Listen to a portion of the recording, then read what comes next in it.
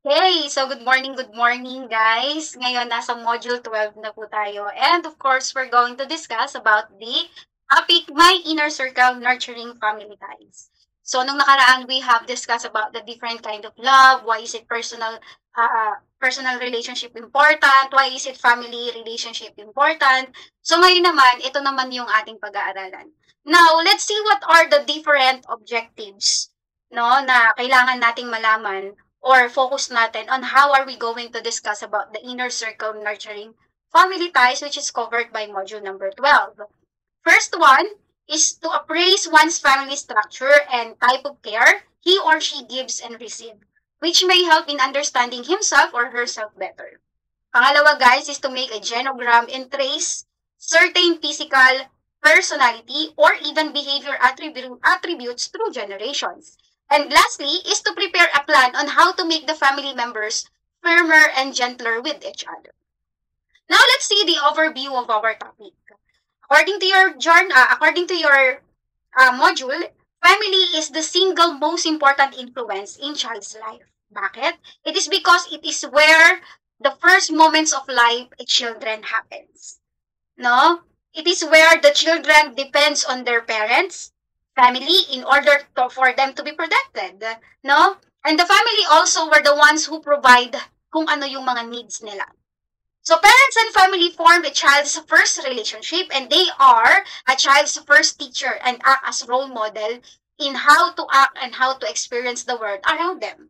So in order for you to be nurtured, no, by nurturing and teaching these children during their early years, yung role nila na kailangan nilang gampanan within the family or being a family member is already growing, no? At pwede pa rin nila itong ma-apply in their daily lives.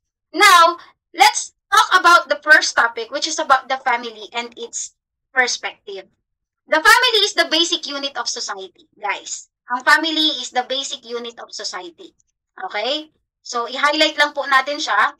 There you go. The family is the basic unit of society, wherein each family is unique. Diba? Bakit daw? Because a family or different family has a blended of factors that influence the dynamics of behaviors and interactions among family members in and outside of their home. Itong mga factors na to, guys, included na dito yung mga values, traditions, beliefs, 'di ba? Socio-economic status and even religion, no? These are the factors that can affect the behaviors, 'di ba, ng isang growing child. Okay? So kahit gaano kalaki pa ang isang pamilya, they adhere to serving some general functions and structure. Ito daw yung different functions and structure ng isang pamilya. Okay? First off, they are procreation. Pag sinabi nating procreation, the family is an institution that recognized to perform the duty to procreate. Meaning to say, magparami. Magkaroon ng maraming children. Diba? Along with it is the duty of the parents also to provide the other life-giving and loving ways of raising them. Diba? Hindi lang basta magparami, hindi lang basta magdagdag ng isa, dalawa, tatlo, anak. No? The responsibility of a parent, syempre, kaakibat nito ay ang i-provide kung ano ang mga pangangailangan ng kanyang mga anak. Most especially the life-giving at yung love na kakailanganin nila habang sila ay lumalaki. Okay. Now, let us proceed with another factor. This one is economic provision. Pag sinabi nating economic provision, this is about caring for the children, which includes taking care of their needs over and above the basic. Ano ba yung mga necessary needs na kailangan ng isang bata habang siya ay lumalaki? First off, we have the food. Of course, 'di ba? Healthy foods, 'di ba? Of course, shelter or maayos na tahanan o tirahan, at ang pangatlo ay ang maayos na pananamit. No? So, it may sound like an old cliche, but education remains one of the perfect legacies of a parents to their children. Sabi nga, 'di ba, ng mga magulang, o madalas na sinasabi sa atin ng nanay at tatay natin, anak, mag-aral kang mabuti dahil yan lang, edukasyon ang tanging maipapamana namin sa'yo. 'Di ba? Yun ang madalas na sinasabi ng mga nanay at tatay natin. 'Di ba? So, medyo parang makaluma siya, pero totoo po yun. No? The parents has the responsibility for you to be able to go to school aside from having those basic needs like food, shelter, and clothing. Okay. Number 3, guys. Love. Of course, the family is where life begins and where love never ends. 'Di ba? As the quote say. 'Di ba? Yung mga material provisions na ipino-provide para sa atin ng mga parents natin, wala yan kung hindi natin nararamdaman yung pagmamahal bilang parte ng isang pamilya. That is why love holds the greatest importance in the family. No? Ito yung most needed, the best gift na pwedeng makuha natin inside our family, from our parents, from our brothers and sisters. Kasi it encompasses everything that you need for you to be able to live, for you to be able to have a strong personality. 'Di ba? Kung ang isang bata nararamdaman niya sa loob pa lang ng kanyang pamilya yung pagmamahal, pag-aalaga, 'di ba? Yung right welfare na kailangan nila, they will be able to, or they were able to share this kind of love to other people. 'Di ba? Hindi pagmamahal ng loved ones, ha? Hindi yung jowa-jowa. What I mean is sharing love to other people, sharing or caring to other people. Kasi naranasan niya sa loob ng kanyang pamilya. Okay, right? Next one, guys, is we have the socialization. When we say socialization, syempre, ang unang-unang nakakaranas o unang-unang lugar kung saan tayo makakaranas on how are we going to socialize is inside our home.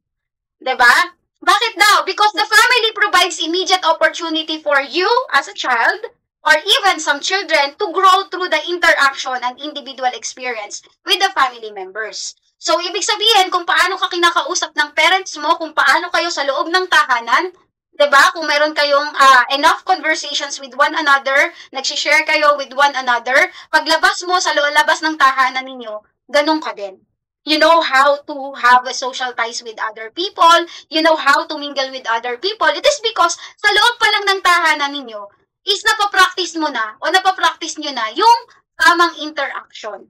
'Di ba? Siyempre, sa loob ng tahanan is napapractice na rin yung tamang behavior. 'Di ba? And good character ng isang bata. Yun yung dapat, no? Next one, general function and structure of the family is the sense of security.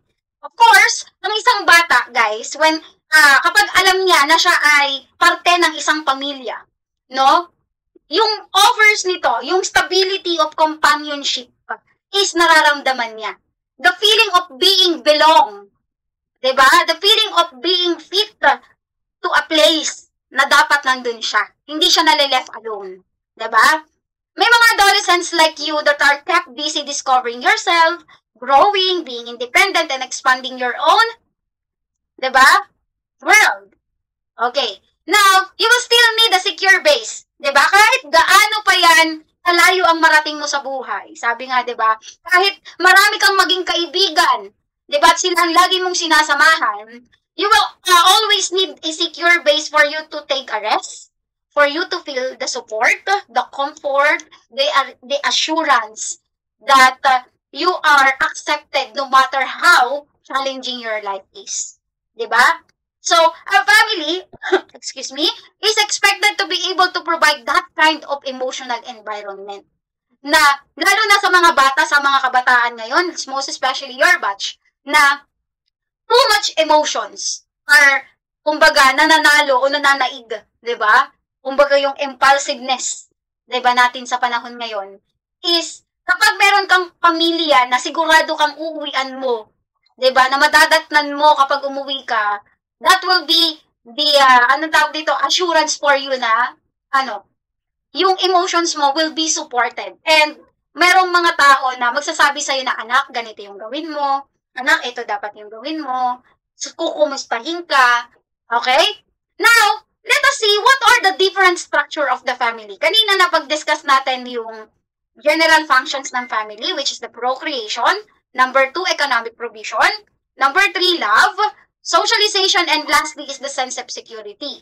Ngayon naman, we're going to discuss about the structure of the family. Okay? First structure of the family, guys, is yung tinatawag natin na nuclear family. Ano nga ba yung tinatawag na nuclear family? This type of family is a traditional type of family because two parents and their children are living together as one family. 'Di ba? Let's say, for example, ako, asawa ko, at si TJ. Get it? Ganun lang po yung nuclear family. 'Di ba? Only the parents and their children are living together in one home. Next one is the extended family. Pag sinabi nating extended family, aside from two parents and their children, the family is joined in by relatives who live with them, like grandparents, cousins, aunties, or uncles, and most likely, they share common goals at home. Yun yung tinatawag natin na extended family. No? Na bukod kay nanay, bukod kay tatay, kay ate, kay kuya, kasama rin po ninyo sa loob ng tahanan ang inyong, sino? Ang inyong lolo, lola, tito, tita, pati yung mga pinsan ninyo. Okay? Ang tawag po natin doon ay extended family.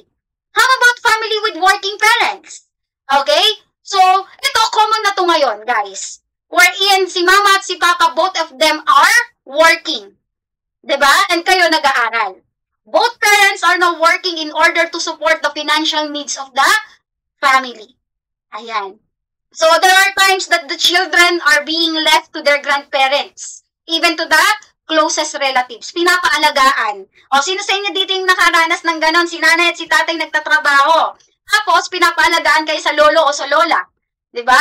Pinapaalagaan kayo kay tito o tita. Diba? Para masuportahan yung financial need ng family ninyo.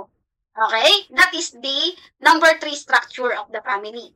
Number 4 structure of the family is yung tinatawag natin na single-parent family. Okay? From the word single, meaning to say, only one parent is taking care of the children. The responsibility alone, either by father or mother. Sila na yung nag-aalaga at nagpapalaki sa kanilang anak. Okay? Ano ang mga karaniwang dahilan kung bakit nagkakaroon ng single parent? Maybe because of the separation of the parents, diba?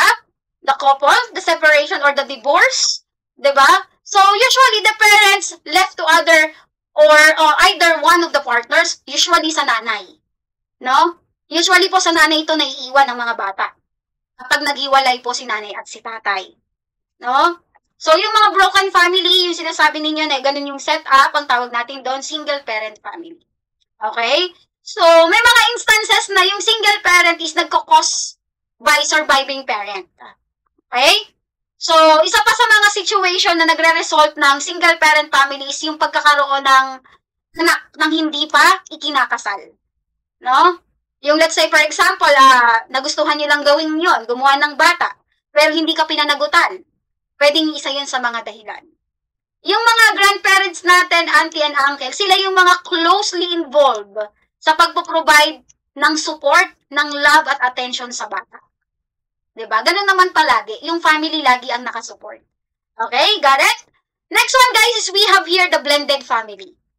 Pag sinabi natin blended family, this setup consists of a couple wherein one of them have a children from a previous marriage or relationship. Ito yung stepfather and stepmother. Stepdaughter, son. Diba? Dito na yan pumapasok. Yan yung tinatawag natin na blended family. Yung si nanay, okay, let's see, si tito. Minsan, di ba, ganun ang tawag natin? Si tito, no, is meron siyang anak sa kanyang unang pamilya. Same si nanay din, nanay mo, o kaya si tatay mo, may anak din siya sa kanyang unang pamilya. Okay? So, they live together, they become a couple, they remarry, and then have a children. Diba? Or yung previous, yung mga children nila, nagsama or pinagsama nila sa isang tahanan. Ang tawag natin dyan, guys, is blended family. Stepfather, stepmother, stepdaughter, stepson. Okay? So, next one is we have the childless family. Of course, merong mga ganito, hindi mawawala ng ganito, guys. No? There are family situations kung saan may mga couple na hindi nagkakaroon ng anak. Okay? Maybe it's because of some circumstances. Maaaring hindi healthy or maaaring hindi talaga magkakaanak si girl or si boy, si mama, si papa, ganun. 'Di ba? So, bukod sa busy sa trabaho, 'di ba? They also take up some special activities kagaya na lang ng sports. They get involved in certain advocacies that may take care of a pet, di ba? That include as a part of their family. Ayan. O pwede rin po yung mga LGBT, di ba? Since hindi sila pwedeng magkaroon ng anak, so nag-aalaga na lang sila ng mga pets. Pero guys, sa panahon ngayon dahil sa, anong tawag dito, artificial insemination na tinatawag, dahil sa malawak ng teknolohiya natin ngayon, kahit same-sex marriage, pwede nang magkaroon ng anak. Diba? Okay, surrogation, 'di ba? Okay, next one, here are some other family setups or frameworks. May mga couple that live together as yung tinatawag na common law or domestic partner. Ibig sabihin, hindi sila kasal. Nakuha po? Common law or domestic partner ang tawag doon. Let's say, for example, si nanay at si tatay, they decided na magsama na lang. Huwag na munang magpakasal. Pero meron silang mga anak. Ang tawag sa kanila, common law or domestic partner. Common law partner or domestic partner ang tawag sa kanila, guys. So, pwede silang mamili kung gusto nilang mag-adopt or magkaroon sila ng sarili nilang anak. 'Di ba? So, as a family structure evolves through time, we also find another kind of setup. Ito na yung tinatawag na same-sex partners. 'Di ba? Kung saan nag-aampon sila, 'di ba? They adopt or pwedeng meron silang biological child, kagaya na nabanggit ko sa inyo kanina, kung saan they were able to do anong tawag dito? Yung artificial insemination, 'di ba? So, either the child would have 2 mommies or 2 daddies din. Pero kahit ano pa, no, yung maging setup ng family natin, guys, ito po yung functions ng family na meron tayo. Okay, so that's it for today. That's our lesson for module number 12. Thank you very much, everyone.